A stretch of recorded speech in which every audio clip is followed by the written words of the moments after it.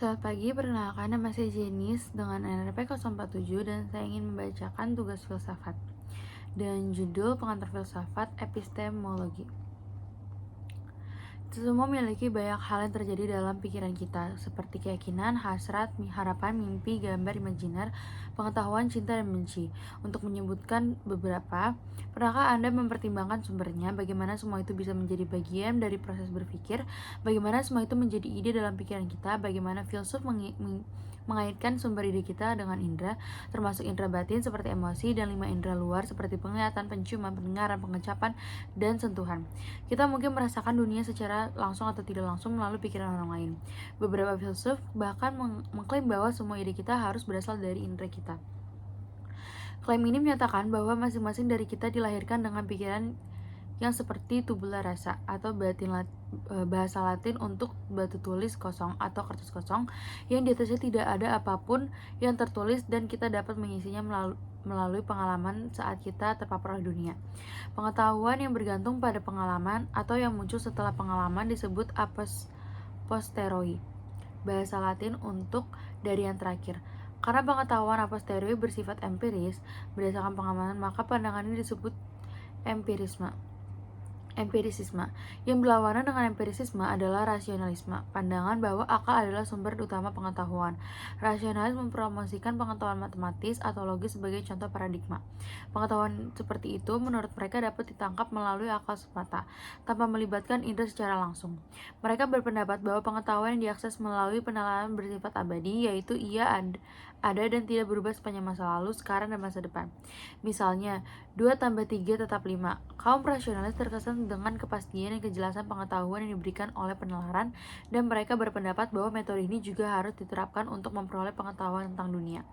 Bukti indera harus sesuai dengan kebenaran akal, tetapi bukti indera itu bukan prasyarat untuk memperoleh kebenaran. Pengetahuan yang tidak bergantung pada atau mendahului pengamatan dan pengalaman disebut a priori, bahasa lain untuk dari yang pertama. Rasionalis berpendapat bahwa akal adalah dasar dari pengetahuan a priori. Tetapi dari mana kita pada akhirnya mendapatkan ide-ide yang berasal dari akal jika bukan dari pengamatan atau pengalaman? Rasionalis cenderung menyukai inatisme, keyakinan bahwa kita dilahirkan dengan ide-ide tertentu dan sudah ada dalam pikiran kita. Artinya, ide itu merupakan bawaan dalam diri kita. Di antara contoh-contohnya adalah prinsip matematika atau logika, pemahaman moral, dan konsep Tuhan. Meskipun kaum inatis mengklaim bahwa ide-ide seperti itu ada dalam diri kita sejak lahir, ini tidak menjamin kesadaran langsung dan kita akan kehadirannya. Akal adalah fakultas yang memungkinkan kita untuk menyadari atau mengaksesnya. Berikut ini ide-ide bawaan dengan demikian menjadi dasar dari model rasionalisme. Yang pertama, perkenalan rasionalisme terhadap pengetahuan a priori. Filsuf Prancis dan filsuf Jerman, dua pemikir rasional yang penting, mendukung keberadaan ide-ide bawaan dan realisasinya melalui akal. Mereka berpendapat bahwa kebenaran yang diungkapkan oleh ide-ide semacam itu bersifat abadi, niscaya, dan universal. Bagi Descartes, dan beberapa cara yang melaluinya kita memperoleh pengetahuan. Beberapa ide bersifat bawaan, beberapa sumber dari luar, dan beberapa yang lain dibuat oleh kita. Descartes memberikan contoh gagasan tentang Tuhan sebagai ide bawaan dalam diri kita, serta gagasan tentang keberadaan seseorang. Menurut Descartes, ide-ide bawaan seperti kebenaran geometri dan hukum logika diketahui melalui akal terlepas dari pengalaman, karena pengalaman hanya memberi kita. Plato sekitar 428 sampai 347 sebelum Masehi dapat diperlakukan sebagai pendahulu rasionalisme. Dalam dialognya Meno, Plato menunjukkan bagaimana ide-ide bawaan dapat diwujudkan melalui akal. Sekitar 380 sebelum Masehi, yaitu 2009. Dalam dialog ini, karakter utamanya yaitu Socrates, berdasarkan guru kehidupan nyata Plato, melibatkan seorang budak laki-laki dalam diskusi melalui serangkaian pertanyaan dan jawaban. Pendekatan yang tidak dikenal sebagai materi Socrates. Socrates menarik bukti dari anak laki-laki itu tentang kuadrat. Plato berpendapat anak laki-laki itu tidak belajar sesuatu yang baru. Sebaliknya, pertanyaan-pertanyaan itu hanya mendorong anak laki-laki itu untuk mengingat kembali pengetahuan yang dimilikinya sebelum lahir saat masih berupa jiwa tanpa tubuh. Oleh karenanya, ide-ide bawaan itu seperti kenangan terlupakan. Dalam beberapa tahun terakhir, beberapa ahli bahasa menganggap teori bahasa Noam Chomsky sebagai versi ilmiah modern dari rasionalisme. Chomsky 1975 berpendapat bahwa pikiran manusia mengandung struktur bawaan yang bertanggung jawab atas kapasitas kita untuk memproses bahasa. Ini karena paparan kita terhadap bahasa itu sendiri tidak cukup untuk menjelaskan kemampuan kita untuk berbicara dan memahami orang lain. Dia mengklaim bahwa kemampuan bawaan ini bersifat universal dan di semua budaya, yang menegaskan kembali klaim inisiatif awal bahwa universalitas merupakan indikator bawaan. Contoh-contoh tertentu yang darinya pikiran memurnikan ide-ide universal yang terkandung dalamnya. Oleh karenanya, ide-ide itu bersifat a priori. Ide-ide bawaan Descartes telah membandingkan dengan informasi yang tersimpan dalam sebuah buku. Ide-ide ada di dalam diri kita, meskipun tidak terlalu hadir di pikiran.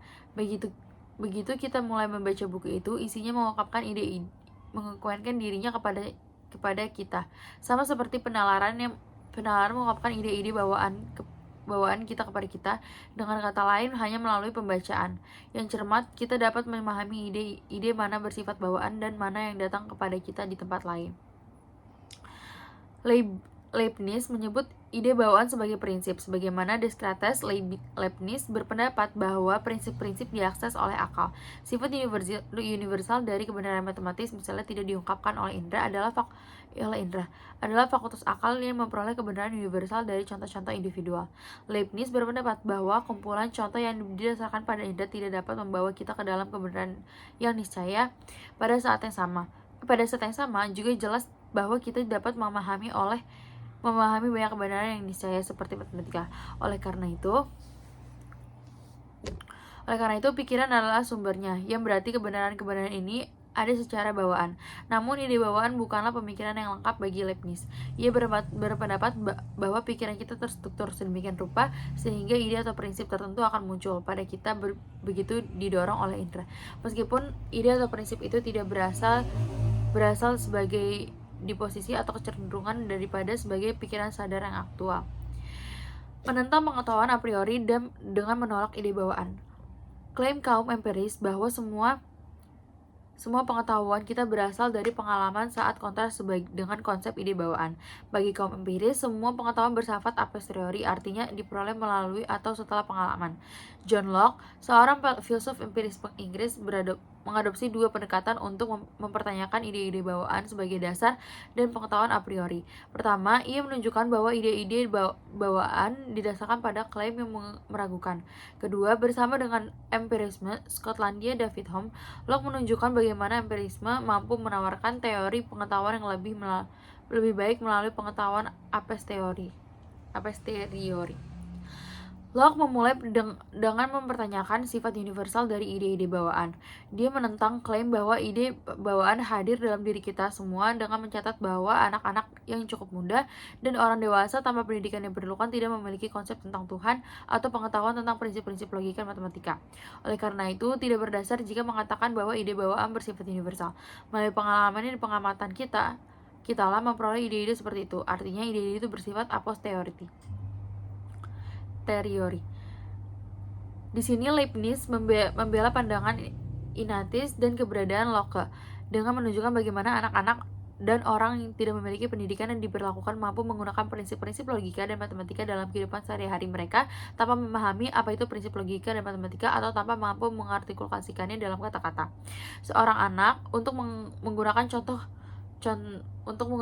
saya sendiri tahu tanpa kebingungan bahwa dia tidak bisa duduk di pangkuan kedua orang tuanya pada saat yang bersamaan. Demikian pula mereka yang tidak belajar matematika secara formal masih dapat mengetahui bahwa dua ladang jagung berbentuk segitiga berkatan yang dipisahkan oleh pagar di sisi terpanjangnya dapat membuat satu ladang jagung persegi dengan menghapus pagar yang memisahkannya.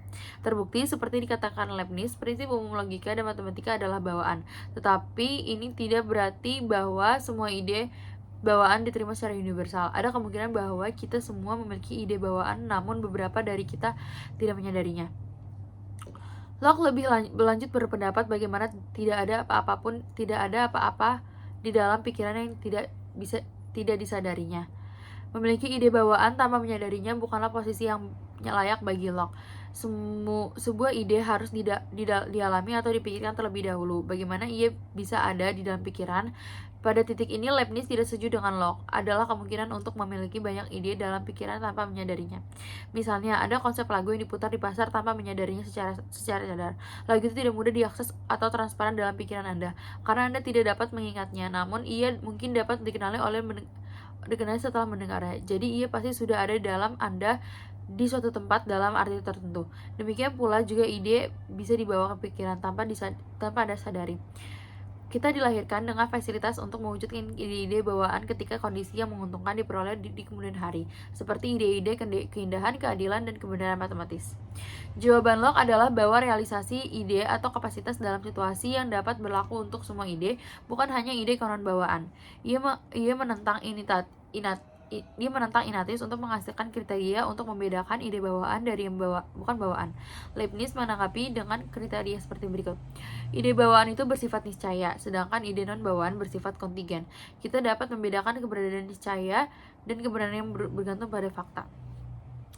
Penekanan empiris terhadap pengetahuan a posteriori.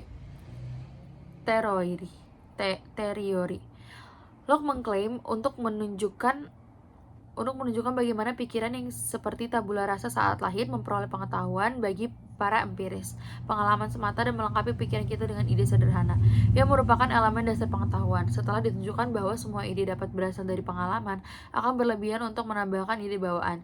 Jadi, apakah pengetahuan a posteriori membuat kita menolak pengetahuan a priori? Mari kita cari tahu. Bagi Locke, pengetahuan berdasarkan pengalaman itu mudah dipahami. Dia meminta kita untuk menganggap bahwa memiliki ide bawaan tentang warna dan bahwa kita juga dapat melihat warna dengan mata kita. Dalam hal ini, karena kita tidak perlu bergantung pada keduanya, maka kita cukup mengandalkan indera kita. Karena kita lebih mudah dan sederhana untuk memahami pengetahuan yang diperoleh dari pengalaman indera daripada pengetahuan yang berasal dari beberapa sumber yang tidak disadari. Di sini, Locke menerapkan prinsip pisau cukur Occam, yang menunjukkan bahwa sebisa mungkin kita harus mengadopsi penjelasan sederhana daripada rumit.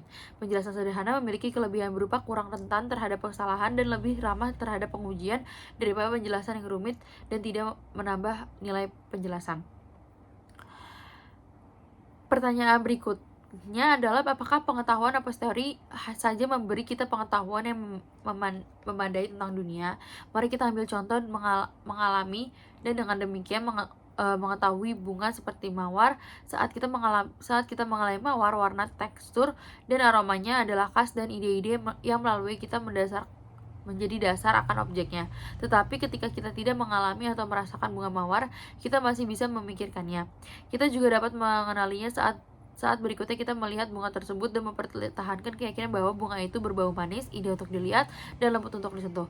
Ini menunjukkan bahwa selain penginderaan, kemampuan untuk membentuk konsep tentang objek kita temui sedang sangat penting untuk mengetahui dunia. Pengalaman kita juga memungkinkan kita untuk membayangkan apa yang tidak kita alami secara langsung, seperti Putri Duyung. Imajinasi semacam itu dimungkinkan karena kita telah mengalami secara langsung di bagian-bagian berbeda dari objek imajiner ini secara terpisah. Menggabungkan pengalaman-pengalaman ini dalam pikiran dengan cara teratur menghasilkan objek yang dibayangkan. Seandainya kita belum pernah mengalami dan dengan demikian belum pernah membentuk konsep ikan dan wanita secara terpisah sebelumnya, kita tidak akan membayangkan Putri Duyung saat ini. Pertimbangan ini mengarahkan Locke untuk mengategorikan semua pengalaman indera kita ke dalam ide sederhana dan ide kompleks. Ide sederhana adalah ide dasar dan ketidakpastian seperti ide warna merah. Ide kompleks dibentuk oleh pikiran baik dari lebih dari satu ide sederhana atau dari kesan kompleks. Ide-ide kompleks dapat dibagi karena mereka memiliki bagian-bagian. Contohnya termasuk jalan emas, tentara, dan alam semesta. Ide atau konsep saya tentang suatu objek, entah sederhana, kompleks, dan pada akhirnya dapat ditelusuri kembali ke kesan indera yang terkait. Berbeda dengan bagi Descartes, bahkan ide tentang Tuhan termasuk pengetahuan a posteriori bagi Hume, karena tidak seorang pun dari kita yang mengalami Tuhan secara langsung. Menurut Hume, tidak ada kesan tentang Tuhan yang tersedia bagi kita untuk membentuk ide yang sesuai dalam pandangan Hume. Imajinasi kita membentuk ide ini dengan memperluas pengalaman kita tentang kualitas baik yang dimiliki oleh orang-orang di sekitar kita. Mengingat bahwa bahkan ide tentang Tuhan dapat diturunkan dari kesan indrawi. Ia memberikan dukungan lebih lanjut lebih lanjut pada klaim empiris bahwa semua ide kita bersifat a posteriori. Oleh karena itu, menurut Hume, klaim rasionalis tentang keberadaan ide-ide bawaan dan pengetahuan a priori itu keliru. Kekurangan teori tabula rasa. Kelemahan teori tabula rasa kaum empiris dapat diungkap jika kita dapat menunjukkan bahwa tidak semua ide kita berasal dari kesan yang terkait. Namun ini tidak berarti kita harus kembali ke teori rasionalis tentang ide bawaan seperti yang akan kita lihat. Rencananya adalah menjajaki alternatif ketiga. Kehadiran konsep-konsep umum dalam pikiran kita menunjukkan bahwa bahwa tidak selalu ada hubungan satu antara ide dan kesan indrawi yang terkait. Misalnya, kita tidak melihat berbagai contoh warna biru di sekitar kita, dan dari contoh ini kita membentuk konsep umum tentang biru. Konsep umum ini tidak disalin dari suatu kesan tertentu tentang biru, atau bahkan dari corak tertentu tentang biru. Kita juga memiliki konsep abstrak yang tidak dapat dilacak ke kesan indrawi yang terkait. Dalam kasus ini, kita mengalami tindakan atau contoh keadilan, kebaikan, dan keberanian yang berbeda. Tetapi jika konsep-konsep abstrak ini disalin dari kesan tertentu, maka hanya contoh-contoh ini dan bukan konsep itu sendiri yang akan ada dalam pikiran kita. Oleh karenanya, konsep itu dibentuk atau dipahami dan disalin. Demikian pula konsep-konsep rasional diwujudkan dengan menyalin kesan-kesan yang terlibat. Faktanya, tidak ada kesan sama sekali yang terkait dengan konsep rasional ini. Kita malah menerima kesan tentang objek-objek partikular yang ada di dalam hubungan seperti itu. Kucing duduk di atas tikar segaris yang terletak di antara Britania Raya dan Eropa daratan, suatu dikurangi satu sama dengan 0 dan seterusnya. Singkatnya, pembentukan konsep umum, abstrak, dan rasional dalam pikiran kita menunjukkan bahwa aliran kesan yang tidak putus tidak akan membentuk semua ide yang kita miliki. Alih-alih ini mencaratkan bahwa sejak lahir pikiran setidaknya sebagian dilengkapi dengan struktur atau arsitektur yang memungkinkan memahami kesan mentah yang diterimanya dan membentuk konsep yang dialaminya. Tidak ada konsep korespondensi satu-satu antara kesan ide. Ini menantang keaslian tabula rasa. Ini membawa kita ke tahap perlu menemukan alternatif ketiga yang sangat diperlukan, yang dapat memfasilitasi pengetahuan yang lebih lengkap tentang dunia. Ini memerlukan persilangan antara a priori dan a posteriori atau rekonsiliasi keduanya. Kombinasi konsep dan objek persepsi, kesegaran dan sifat langsung sensasi, kesan dan persepsi membuatnya pasti. Mari kita secara singkat membongkar ide ini. Pertimbangan apakah yang bisa salah tentang sensasi kita. Secara umum dianggap bahwa kita bisa salah sama dunia ini. Kita tidak bisa salah sering fakta bahwa kita memiliki sensasi tertentu. Bahkan jika Anda sedang bermimpi di detik ini dan tidak ada buku nyata di depan mata Anda tidak dapat menyangkal bahwa Anda mengalami sensasi tertentu yang menyerupai halaman putih dan font hitam dalam berbentuk kata-kata. Oleh karenanya, sensasi kita itu pasti tidak dapat meragukan bahwa ia ada. Namun, ada kemungkinan bahwa terkadang kita tidak yakin bagaimana mengkarakterisasi sensasi tertentu. Misalnya, Anda mungkin melihat mobil yang mencolok dan tidak yakin apakah warnanya hijau metalik atau abu-abu. Jadi Anda mungkin mengalami kebingungan dan menggambarkan sensasi Anda. Tetapi itu tidak mempengaruhi kepastian dan ketidakraguan sensasi Anda itu sendiri tentang apa yang ada di sini dan saat ini untuk Anda. Filsuf Jerman Immanuel Kant berpendapat bahwa agar persepsi kita masuk akal bagi kita, persepsi itu harus diterima ke dalam konsep yang ada di dalam pikiran kita. Struktur pemahaman ini memungkinkan pikiran kita memproses kesan yang kita alami, kecuali berbagai sensasi mentah yang kita terima dari pengalaman diklasifikasikan ke dalam kategori pemahaman berbeda. Kita tidak dapat memahaminya. Misalnya, pikiran harus memiliki kemampuan untuk setidaknya mengenali apakah dua sensasi itu berupa berbeda. Menurut Kant, kategori-kategori ini bersifat transdental dalam arti bahwa mereka menjembatani kesenjangan antara pikiran dunia. Mereka adalah struktur, jembatan, atau konsep tersembunyi yang menempati papan tulis kosong dan membentuk cara kita memikirkan dan mengalami dunia. Tentu saja konsep-konsep ini juga membutuhkan masukan input atau objek persepsi. Kesadaran langsung yang disampaikan kepada kita dalam pengalaman persepsi melalui indera. Seperti pandangan Kant yang terkenal diungkapkan, objek persepsi tanpa konsep itu buta dan konsep tanpa objek persepsi itu kosong. Sejauh ini kita melihat melalui berbagai tahapan bahwa rasionalisme dan empirisme tidak lengkap. Idealisme transcendental Kant mencapai keseimbangan, mendamaikan dua aliran tersebut. Dia menggabungkan masukan sensorik dan konsep bawaan menjadi satu kesatuan tentang bagaimana kita memahami dunia. Sebelum kita mengakhiri bab dengan langkah terakhir dalam pendekatan Kant, mari kita kembali ke Descartes dan Hume sekali lagi, dua filsuf yang mempengaruhi Kant. Descartes berpikir bahwa akal saja dapat memberikan kepastian bagi semua pengetahuan manusia. Intuisi dan deduksi adalah alat yang melaluinya fakultas akal beroperasi. Intuisi adalah kapasitas untuk melihat ke dalam dan memahami objek intelektual dan kebenaran dasar.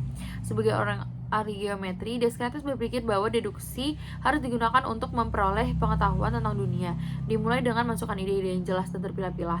Karena intuisi dipisahkan dari bukti indrawi, kebenaran yang terbentang dapat diketahui secara a priori. Hasilnya adalah bahwa pengetahuan substansial tentang dunia dapat diperoleh secara a priori.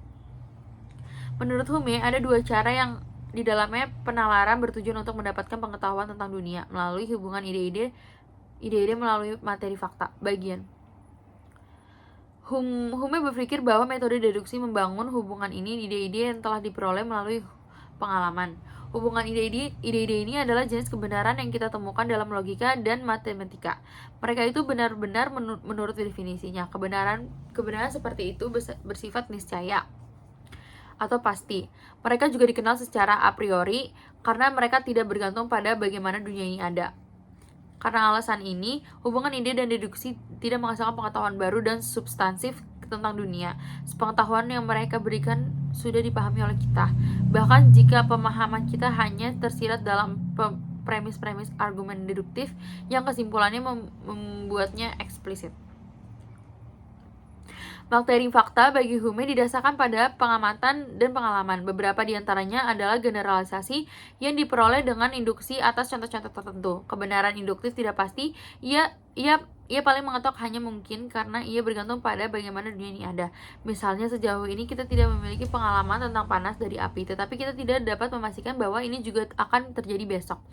Kita berharap bahwa masa depan akan menyerupai masa lalu, tetapi kita tidak dapat memastikannya. Materi fakta memberikan kita kebenaran a posteriori yang secara kontingen benar. Karena materi fakta tidak benar menurut definisi, ia menambahkan informasi baru yang substantif ke pengetahuan kita yang telah ada, tidak seperti hubungan ide-ide sebagai orang rasionalis pada awalnya.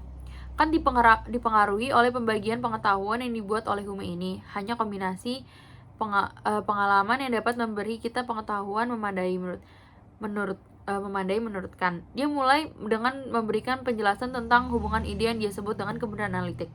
Dalam kalimat yang menyatakan kebenaran analitik, predikat sudah terkandung di dalam ataupun arti subjek. Kant mengistilahkan materi fakta dengan kebenaran sintetik. Predikat tidak tergantung di dalam subjek dan juga bukan arti dari subjek. Kebenaran sintetik tidak benar menurut definisi. Dengan demikian masuk akal bahwa kebenaran sintetik didasarkan pada pengamatan dan karena itu pasti bersifat a posteriori. Misalnya, pertimbangkan proposisi George di Bujang adalah seorang penulis. Kita memiliki informasi baru di sini tentang orang tertentu bernama George yang menjadi seorang bujang dan penulis. Dan pengalaman diperlukan untuk mengetahui hal ini. Karena lawan dari kebenaran sintetik tidak dikontradiktoris, maka ia bersifat kontingen. Kant berpendapat bahwa hanya kebenaran sintetik yang mampu memberikan informasi baru yang substantif tentang dunia. Namun meski demikian, pengalaman indrawi tidak secara pasif memasuki pikiran kita, tetapi sesuai dengan struktur mental bawaan kita untuk memfasilitasi pengetahuan. Karena struktur ini bekerja secara independen dari pengalaman, maka ia bersifat a priori. Struktur a priori bawaan dari pikiran kita, konsep kita secara aktif terlibat dalam memahami pengalaman kita. Mereka terlibat dengan membedakan dan mengatur informasi yang diterima dalam pengalaman.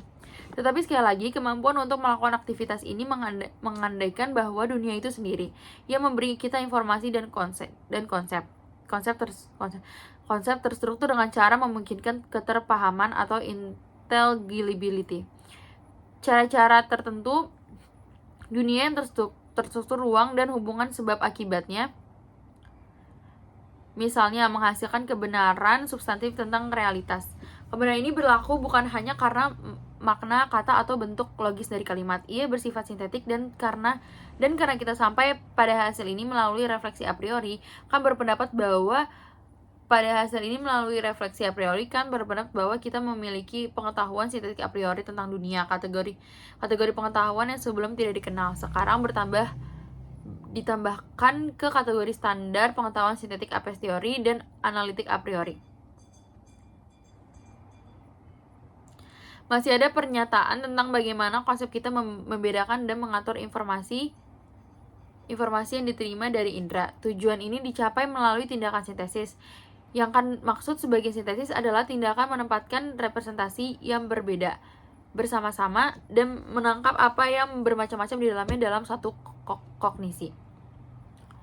Kant menjelaskan 3 jenis sintesis. Proses dimulai dengan sintesis pemahaman dan persepsi, melewati sintesis reproduksi dalam imajinasi, dan berakhir dengan sintesis pengalaman dalam sebuah konsep.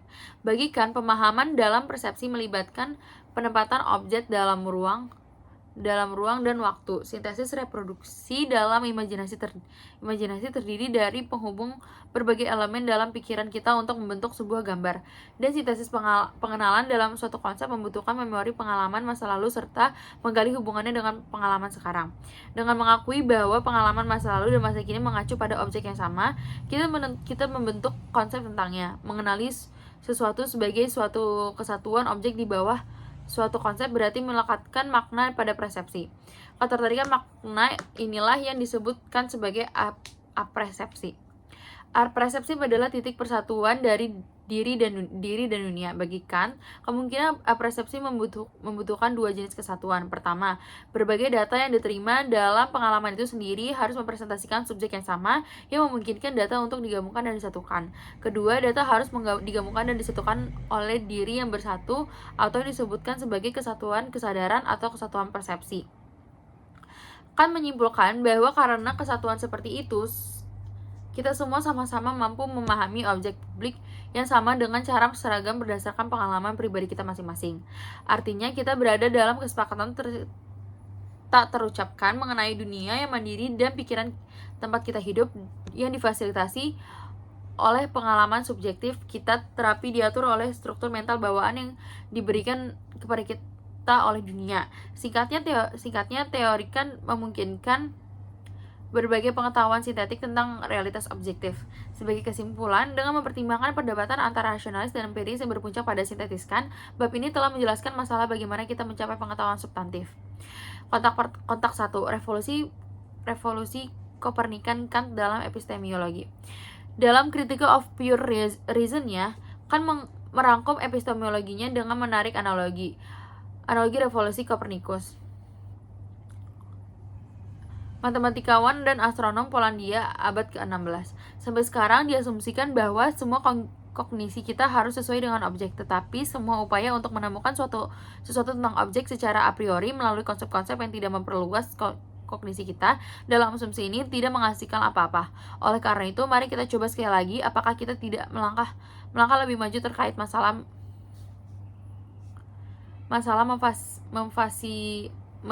metafisika dengan mengasumsikan bahwa objek harus sesuai dengan kognisi kita yang akan lebih sesuai dengan kemungkinan yang diminta dari kognisi secara a priori atasnya, yaitu untuk menetapkan sesuatu tentang objek sebelumnya diberikan kepada kita. Ini akan seperti pemikiran pertama Kopernikus yang saat tidak membuat kemajuan yang baik dalam menjelaskan tentang gerakan langit. Jika ia berasumsi bahwa seluruh benda langit berputar mengelilingi pengamat, mencoba untuk melihat apakah mungkin dia tidak akan lebih berhasil jika dia membuat pengamat berputar dan menggambarkan bintang-bintang diam. Sekarang, dalam metafisika kita dapat mencoba dengan cara yang sama mengenai intuisi objek.